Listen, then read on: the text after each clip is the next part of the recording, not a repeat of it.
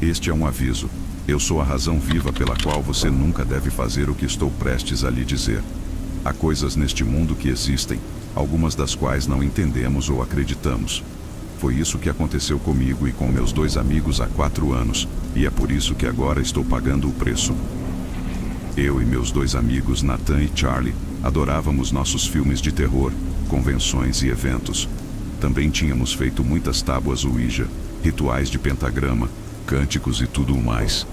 Sei que isso pode parecer perigoso para algumas pessoas, mas nós realmente não acreditávamos em tudo isso e no que essas coisas aparentemente causam em suas vítimas.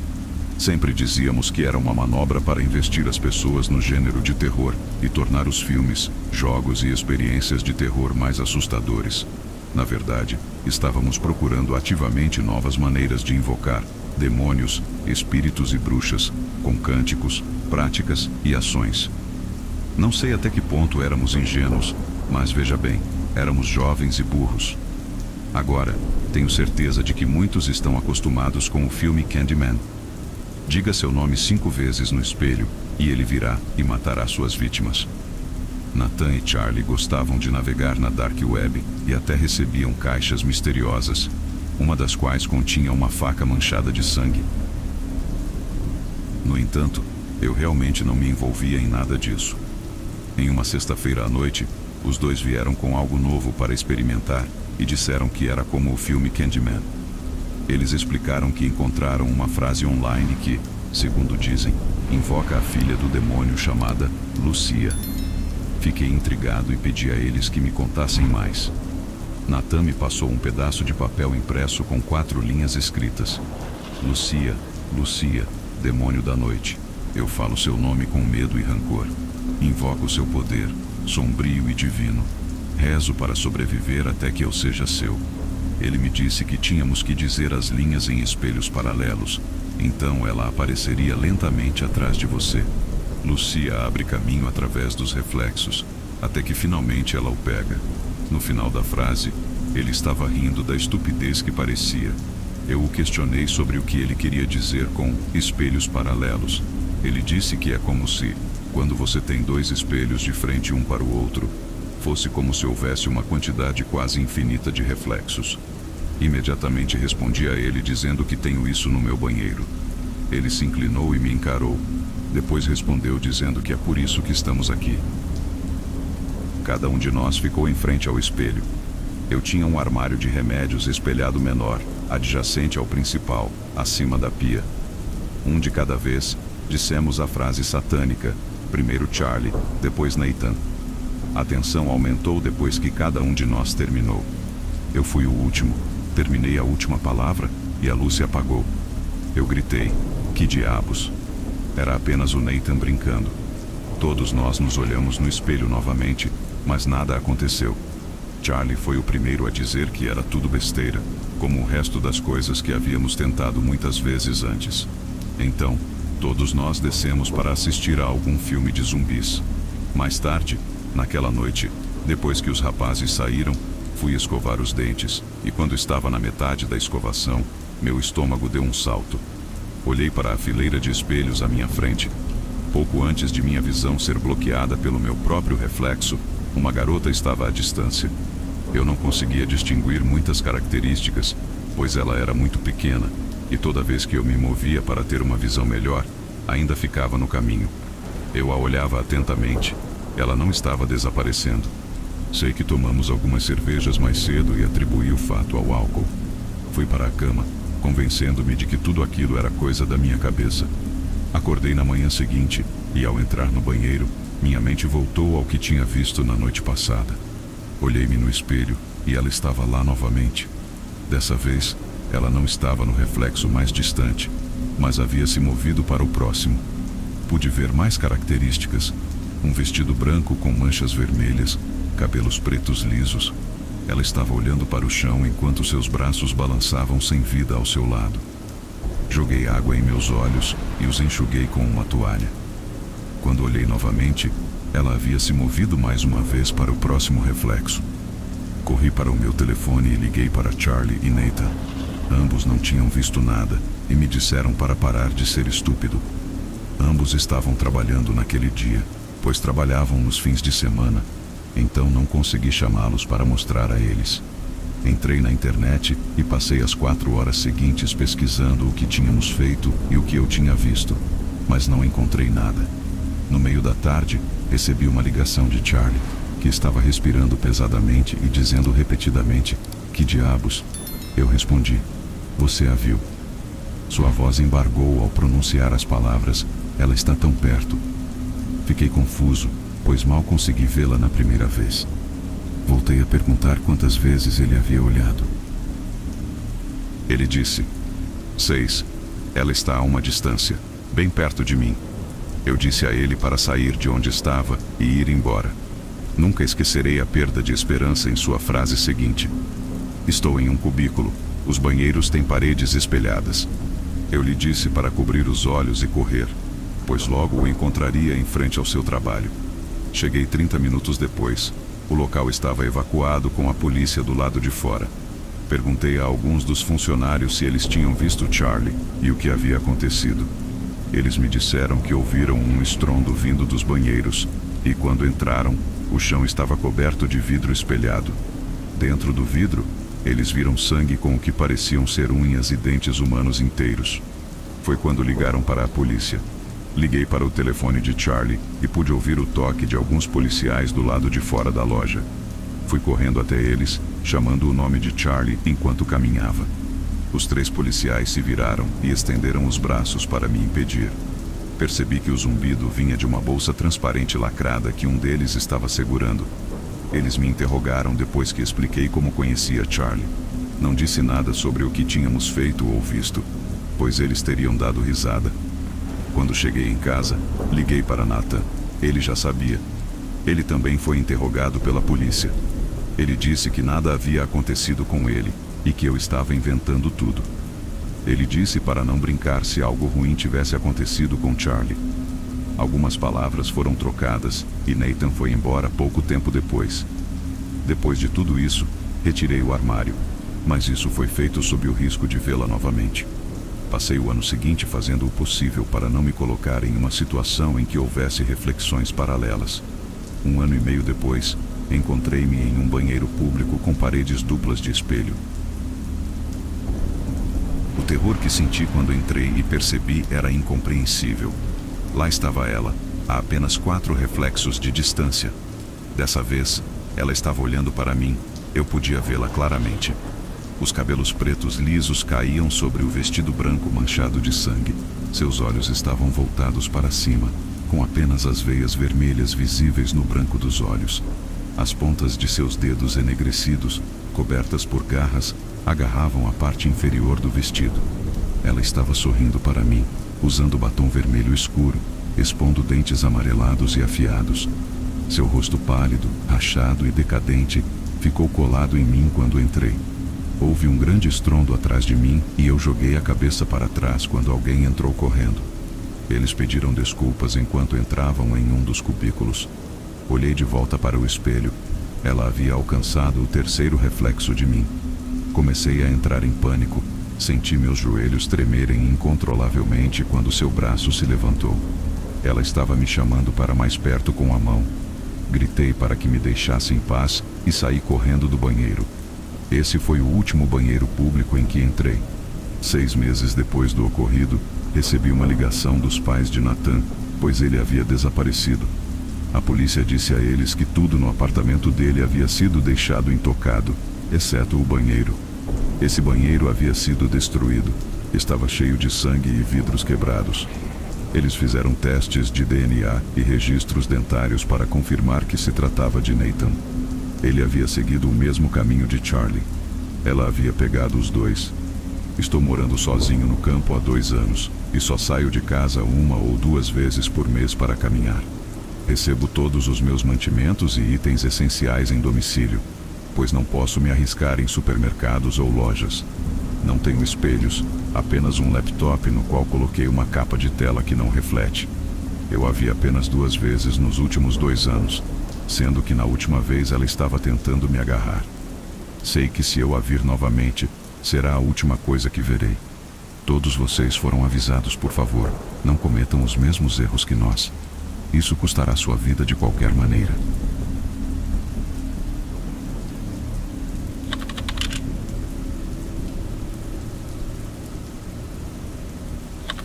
Sempre me interessei pelo sobrenatural. Não sei exatamente porquê, pois todas as experiências que tive, com exceção de algumas, foram em busca de algo. Um dos aspectos mais importantes da minha caça aos fantasmas, se é assim que você quer chamá-la, é a mentalidade científica. Tudo o que acontece pode ser explicado, e se não for possível, causas sobrenaturais são possíveis. Uma das principais coisas que gosto de fazer é testar casos extremos. Um deles foi brincar com uma tábua Ouija em um cemitério. Aqui estão as regras básicas para fazer algo como isso. Não faça o experimento sozinho. Certifique-se de levar alguém que seja 100% cético. Por quê? Ela questionará tudo mais do que você. Siga o esboço do processo. Portanto, se o processo diz para ler as palavras nesta ordem, você deve fazê-lo. Mantenha tudo sob controle. Esteja preparado para todos os resultados, naturais e sobrenaturais. Dessa forma, é mais seguro para você. Então, o que aconteceu foi o seguinte.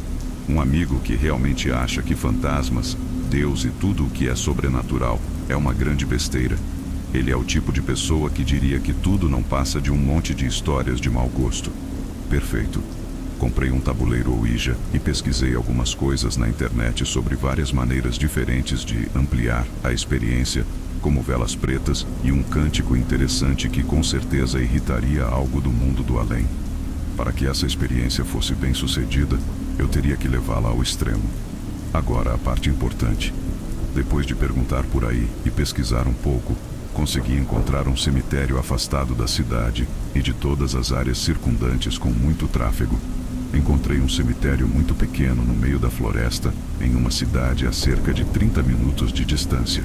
Esse local era perfeito porque garantiria que nenhum policial nos incomodaria e que nenhuma criança ou adulto assustador tentaria nos atrapalhar e arruinar o experimento. Agora, quando digo que esse cemitério era isolado, não estou brincando. Esse cemitério era assustador como o inferno só por si.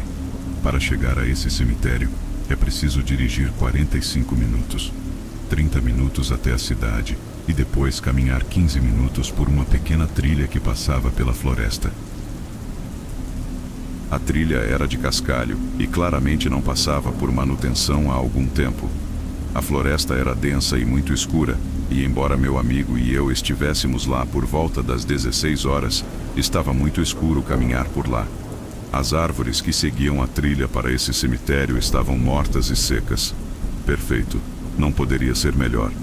Quando você se aproximava do cemitério, percebia que ele era cercado por uma cerca de ferro que estava coberta de trepadeiras e ervas daninhas. As lápides também estavam cobertas. No canto direito, havia um túmulo lacrado e com um nome no topo. No outro canto, havia um galpão. Provavelmente era para o guardião do cemitério guardar suas coisas quando isso ainda estava funcionando. Quando nos aproximamos do portão, foi preciso fazer um pouco de força para abri-lo, pois ele não era aberto há algum tempo. Então a ferrugem foi a única fechadura com a qual tivemos que lidar. Quando entramos, olhamos ao redor para ter uma noção de onde estávamos e do ambiente. A maioria das lápides estava desgastada, portanto, era muito difícil lê-las. Em uma das pedras, pudemos ver que a maioria delas era do início ao final do século XIX. Algumas eram do início dos anos 1900. Isso claramente já parece uma história inventada, certo? Pesquisei muito para encontrar esse lugar. Portanto, se fosse menos do que isso, não teria valido a pena. Então, depois de darmos uma olhada e nos orientarmos, começamos a preparar tudo. Decidimos nos instalar aos pés dos degraus da tumba. Coloquei as velas ao redor do tabuleiro Ouija e algumas nos degraus da tumba. Tudo estava pronto e ficamos esperando. Quando chegou a hora das 18h, tivemos uma noção do que era a verdadeira escuridão. Se você mora em uma cidade, não tem a menor ideia. A verdadeira escuridão é tão escura que você não consegue ver nem a sua mão na frente do seu rosto.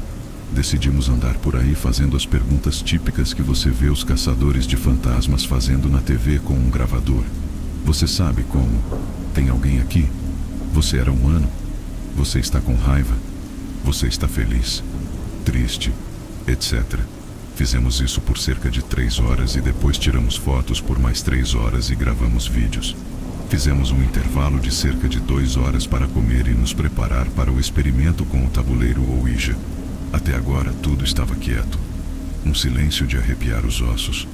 Eu estava me divertindo porque era muito interessante estar em um lugar tão assustador, mas, sinceramente, a experiência parecia ter perdido seu toque único.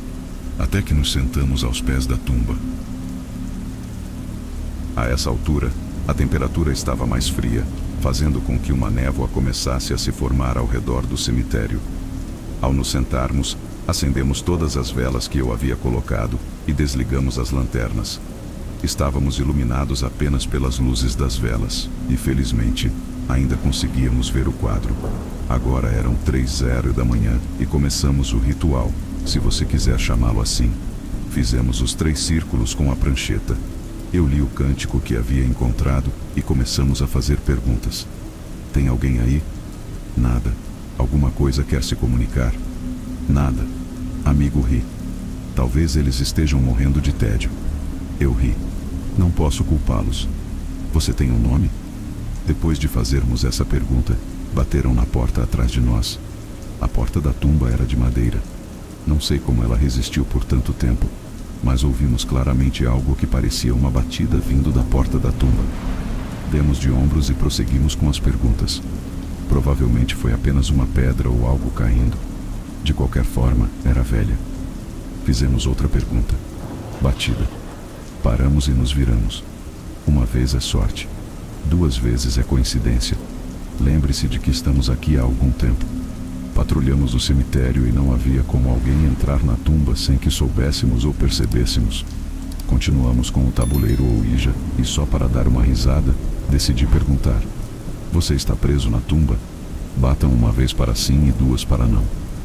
Esperamos, não por muito tempo, mas ficamos atentos a cada segundo enquanto ouvíamos. Batida. Isso causou arrepios em minhas costas. Mesmo agora, enquanto escrevo isso, posso sentir os mesmos arrepios na parte de trás do meu pescoço e nos braços. Esse som estava acontecendo deliberadamente. Ok, isso é interessante, disse meu amigo. Sim, sem brincadeira, respondi. Você é humano? Perguntei em voz alta. Toque. Toque. Abandonamos o tabuleiro Ouija e nos aproximamos da porta. Agora, gostaria de salientar que não seguimos o procedimento adequado para fechar a conexão quando nos afastamos do tabuleiro. Quando nos aproximamos da porta, ouviu-se um estrondo muito forte, como se alguém tivesse batido contra a porta. Quando voltamos, mantivemos distância da porta. Não tenho certeza se foi estupidez ou o fato de não estarmos sozinhos que nos deu coragem para ficar, mas continuamos fazendo perguntas. Após cerca de 30 minutos de perguntas, tudo ficou quieto. Não havia mais batidas, nem mais arranhões ou rosnados baixos. Apenas um silêncio mortal. O ar ficou pesado e meus ouvidos começaram a zumbir devido à falta de som. Era como se tudo estivesse coberto por um manto de escuridão. Meu amigo e eu ficamos paralisados. Isso foi intenso. Nunca acreditei nessa merda, mas foi certamente assustador. Disse ele. Sim. Respondi sem ter certeza do que realmente dizer. Quando nos viramos para ir embora, notamos que todas as velas estavam apagadas, com exceção de uma. A vela mais próxima do tabuleiro Ouija permaneceu acesa. Ao nos aproximarmos, notamos que a plansete havia se movido. Lembro-me de que a havíamos deixado no meio do tabuleiro porque não estávamos conseguindo nada. Ela havia se deslocado do centro do tabuleiro e agora estava apontando para a letra D. Não sei quanto a você, mas isso pareceu me deixar com medo. Nesse cenário, nada de bom começa com a letra D. Demônio, diabo, danação, destruição. Por alguma razão, esse foi o ponto de ruptura para nós. Saímos rapidamente e caminhamos rapidamente e corremos um pouco de volta para o carro. Não me lembro de muito dessa caminhada, a não ser o medo avassalador de que alguém ou alguma coisa estivesse nos seguindo. Quando chegamos em casa, ouvimos as gravações de voz. A maioria delas era estática e apenas nós fazíamos perguntas. Até que chegamos perto do final, quando retiramos a placa. Nos primeiros minutos, você nos ouve conversando e nos preparando. Depois, eu fazendo o cântico. E então ouvimos. Ao fundo, era possível ouvir algo rindo, claro como o dia. Enquanto estávamos lá, não ouvimos nada. Não vimos ninguém, mas havia uma risada tão clara quanto o dia. Quando continuamos a escutar, ouvimos rosnados. Em seguida, começamos a assistir ao vídeo que havíamos gravado. E foi aí que as coisas ficaram muito estranhas. Primeiro, você nos vê andando com a lanterna. Nada fora do comum. Mas toda vez que passávamos sobre a tumba, parecia haver um par de olhos. Primeiro, um deles estava espiando por uma fresta da porta. Já outro estava olhando pelas janelas. Eles pareciam estar nos seguindo enquanto andávamos. Fizemos algo ruim neste dia. Ou trouxemos algo sinistro para este mundo. Ou alguém.